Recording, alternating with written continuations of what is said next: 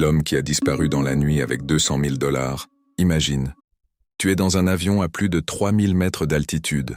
Autour de toi, des passagers discutent, lisent ou regardent par la fenêtre. Tout semble normal. Pourtant, à bord, un homme s'apprête à réaliser quelque chose d'impensable. Un acte qui va défier la logique, la police et le temps lui-même. Et plus de 50 ans plus tard, personne ne sait encore ce qu'il est devenu. Le 24 novembre 1971, un homme monte à bord d'un avion. Il porte un costume. Il est calme, poli, souriant. Rien ne le distingue des autres voyageurs. Mais quelques minutes après le décollage, il remet discrètement une note à une hôtesse. Elle la lit. Son sang se glace. Le message est court. J'ai une bombe. À cet instant, tout bascule. L'homme exige 200 000 $ et plusieurs parachutes. Étrangement, il ne crie pas. Il ne menace personne. Il parle avec un calme presque effrayant.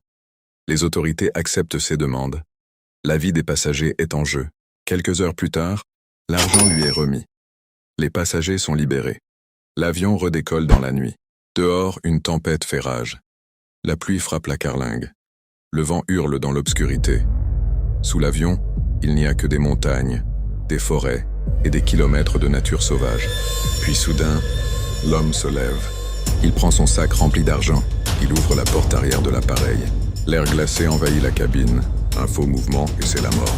Puis, sans hésiter, il saute dans la nuit, dans la tempête, dans le vide.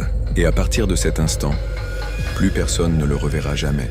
Le FBI lance une enquête gigantesque. Des centaines d'agents sont mobilisés. Des milliers de suspects sont étudiés. Des années passent, puis des décennies. Mais aucune trace, aucun corps, aucune preuve.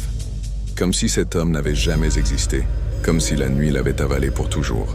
Aujourd'hui encore, une question continue de hanter les enquêteurs.